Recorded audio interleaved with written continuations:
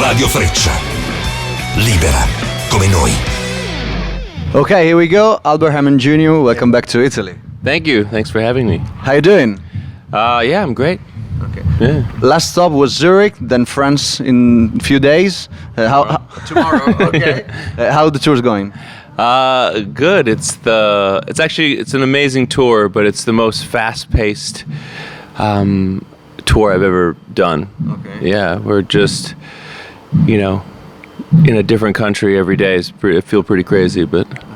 Do you know the exact number of the dates you're playing? I mean, the exact number of gigs? I can count them. I don't know them off the top of my head. No, I know I'm going for the month of July. But. Okay. Are we talking about dozens or hundreds? Oh, hundreds is more than hundreds is like 2 years of touring. Okay. Yeah. Okay.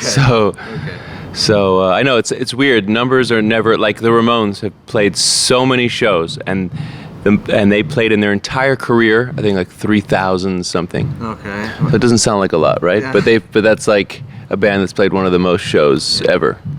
Most unbelievable shows ever, maybe. But speaking of the Ramones and speaking of travel, I just got back from a week of vacation. Yeah. Any guess where I've been?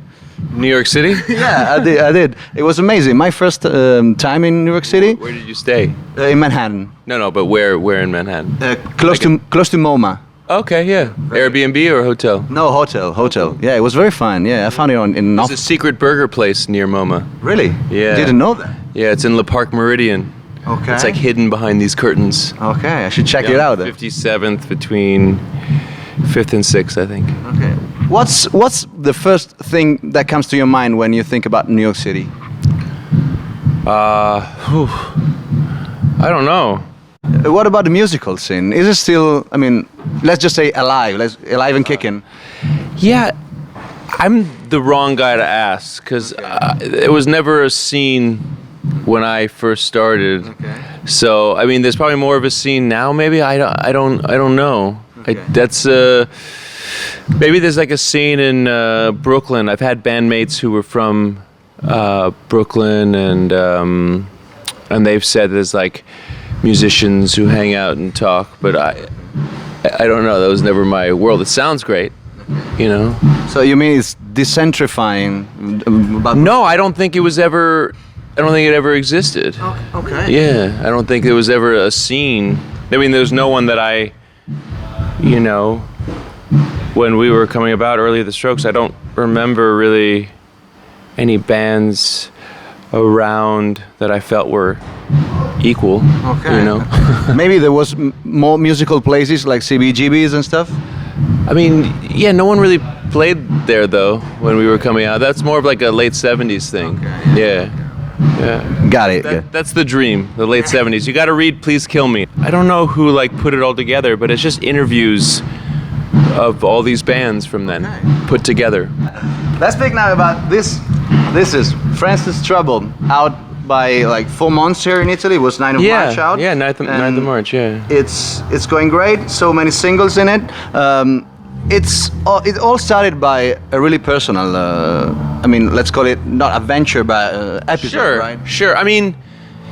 That's just how the alter ego was born. Okay. It started when I got off tour from Momentary Masters and wanted to make a certain kind of album that would lend itself to live shows and lend itself to growing my audience and I just saw I had an idea of the frontman I wanted to be and the kind of shows I wanted and the visceral experience I wanted, and that's what this record was. And then when I found out about my stillborn twin, it was just the combination of that mixed with using this tool of creating new music. It just seemed like the perfect birth for an alter ego, it didn't come from space, it came from the womb, just like it seems supernatural and fantastical, like a comic book or a superhero. Never comes to your mind that this alter ego is maybe yourself an alter ego of the one you were in the Strokes, like two different persons? No, I feel like if anything, this alter ego is like more who I am as an individual. like when I fell in love with music. I feel like there's this combination of this character that's free, like when you're young, except has the knowledge of years of experience. So it's kind of like this.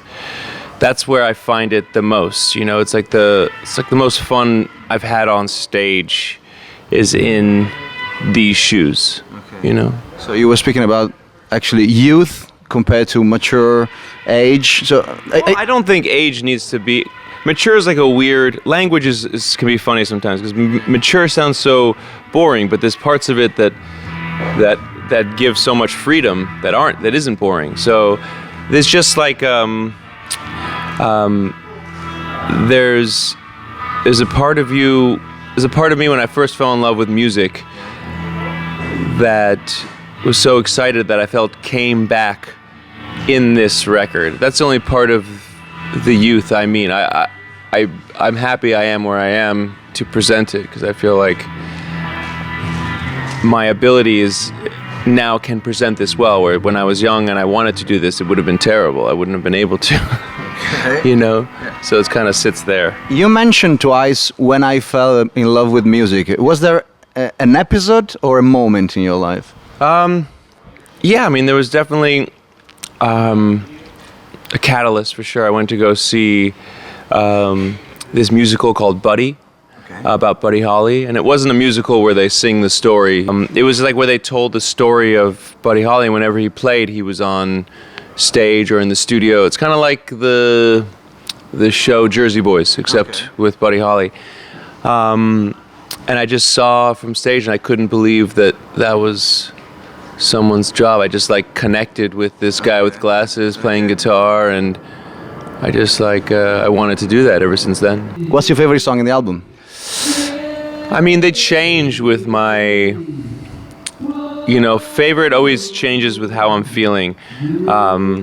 One that I'm really happy with just because of the story, and it's kind of like a biography of my life, is Harder, Harder, Harder. Okay. And then Dark versus Light, which starts the record, Harder, Harder, Harder ends it, is a biography of the last couple of years. So I just like that parallel between the two. But I mean, all of them. Okay. I can't pick a favorite, really.